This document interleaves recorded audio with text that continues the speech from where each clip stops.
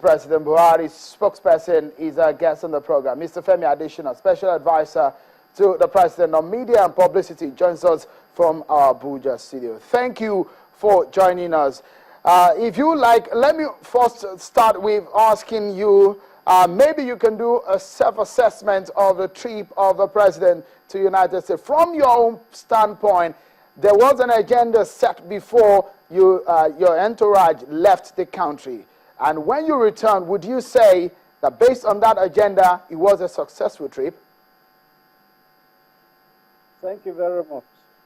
Yes, I'll say based on the agenda set, it was an extremely successful trip, remarkably successful.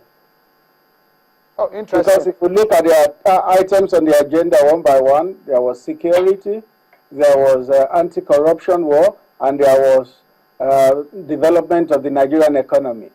Opportunities were given for a president to interact with those that matter in the United States government setup, and they discussed all these issues one by one.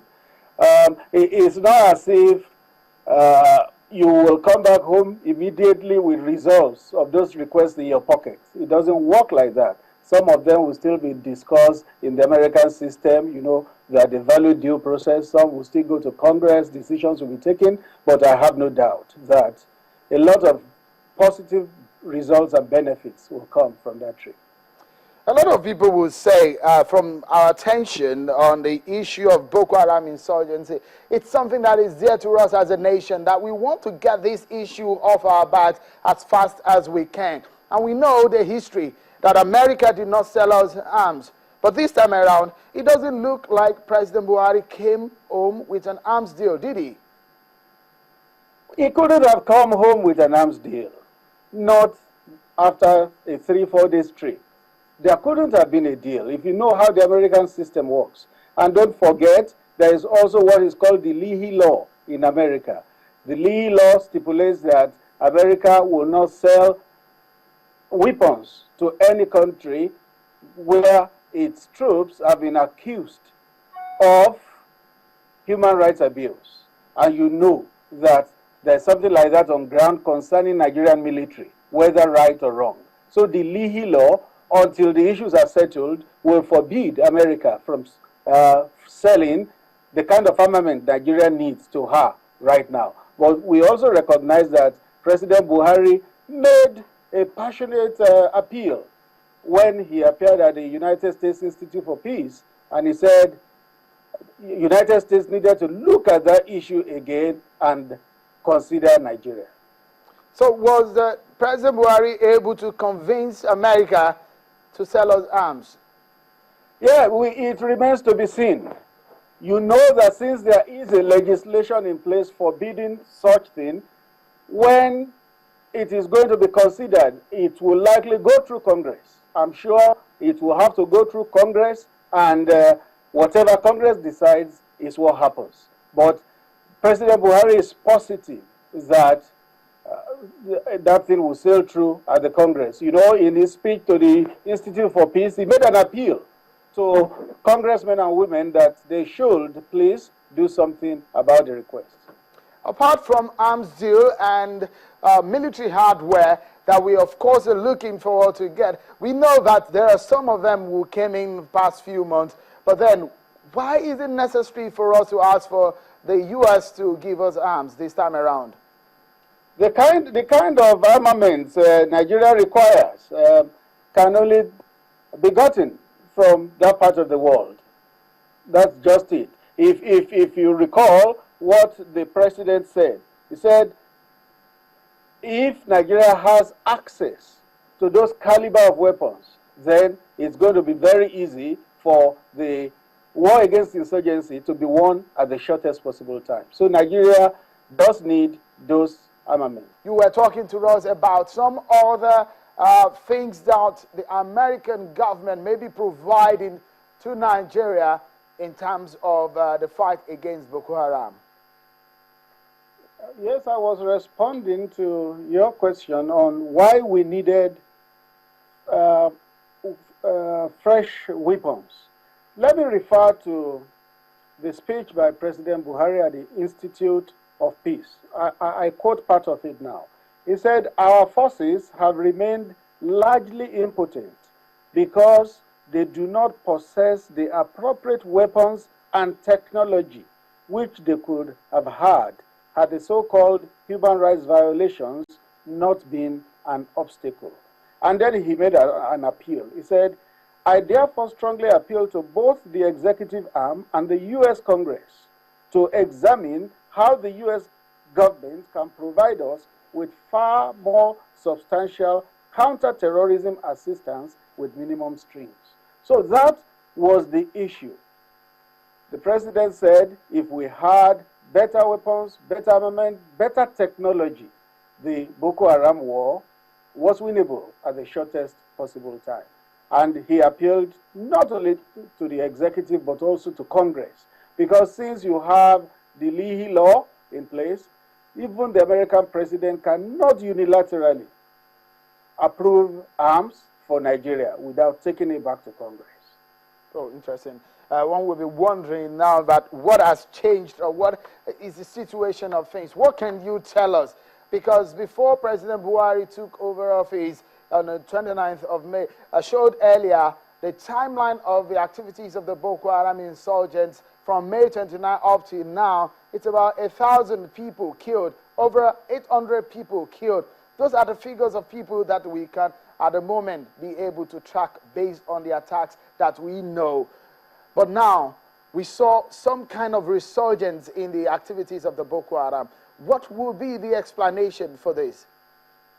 Yes, even if it is just one person, one life that was lost, it's sad and regrettable, not to talk of the 800 you mentioned. It is heinous, it is wicked, and it is the last desperate acts of that insurgency group. Because as we speak now, a lot of things have been done, and the target time for that to come into effect is soon, in a couple of days. Let me run through some of the things that have been done. Our president has visited Chad, he has visited Niger because he felt that there had to be a collaboration between us and our neighbors. You know, part of the modus operandi of Boko Haram is that they strike in one country and run into another country because of the contiguous borders. Now that there is a collaboration between those countries, our president visited Chad and Niger. He couldn't visit Cameroon because he had to go to G7 in Germany, and he will be in Cameroon later this week to take that collaboration forward. After his visit, the presidents of Chad, of Niger, and the defense minister of Cameroon also came here. They were joined by the president of Benin Republic. And what were they discussing? How to collaborate and end this insurgency. They came up with what is called a multinational joint task force based in N'Djamena in Chad with a Nigerian general as the commander. That general recently got appointed as the chief of army staff here, so we expect that there will be a new appointment. All the countries collaborating are contributing troops. As we speak, Nigeria has released the sum of $21 million to build the headquarters of that joint task force. And the target date for swinging into action is July 31. I tell you, by the time this force swings into action, we are going to see a radical shift, a radical change. Because Nigerians can't wait to see that radical change you talked about, because it was surprising anyways, because we saw that Sambisa got a rain of arms down on its roof when the military actually took war there from the area and also on the ground. And we saw somewhat a lull in the activities of Boko Haram, but suddenly it spiked again, and we saw them going from one place to the other, ravaging in their attacks. But then Nigerians will be asking, when the president went to America, you told us that an arms deal was not agreed. What exactly was agreed that you would say this was a success brought home to Nigeria in regards to the Boko Haram insurgency? No, I didn't say an arms deal was not agreed. I said an arms deal couldn't have been agreed in 3 to 4 days. It's important that we get that right. It couldn't have been agreed in 3 to 4 days. It's not possible because the process has to be followed. So we what are would you, positive. sorry to cut in there, what would you say was a success in terms of tangible thing that the president brought back home as relating to Boko Haram insurgency? The thing he brought home is that a process has begun. And when that process matures and is concluded, we will see the result. But it's better than not beginning the process. The process has begun. You know, it was not only arms that our president asked for, he also asked for intelligence. He asked for technology, assistance through technology. So, we can get that if the arms will not come immediately. We can get intelligence. We can get help in the area of intelligence. How soon are we getting those? Oh, you know, that does not depend on us. Ours was to ask, and our president has asked. And I believe that the American authorities will also respond in the not too distant future. Well, some of the reactions that sparked a lot of concerns from Nigerians was that one that was mistaken when the president was talking about how the Boko Haram activities was aided by the inability of America to help Nigeria. How have you handled that? Now, let me refer to the president's speech. Listen, he said that the inability of America, let me quote him, he said, unwittingly, and I dare say, unintentionally, the application of the Leahy Law amendment by the U.S. government has aided and abetted the Boko Haram terrorist group in the prosecution of its extreme ideology of hate, the indiscriminate killings and maiming of civilians, in raping of women and girls, and in their other heinous crimes. Listen now, I believe this is not the spirit of the Leahy laws. I know the American people cannot support any group engaged in these crimes, unquote. The president was clear. He said unintentionally and unwittingly, it is being seen as if America was aiding and abetting Boko Haram. But he made himself clear. He said he was sure that America could never do that. So what he said should be taken as a whole and not a part of it. Unfortunately, the headlines the next day were a bit on the sensational side. They just said Buhari accuses America of aiding Boko Haram. But from what I read to you just now, you will see that it was balanced. He said unwittingly and unintentionally, it could be said that America was aiding and abetting. But he said he believed America would never do that. That is the complete thought. His thought should be taken as a complete one.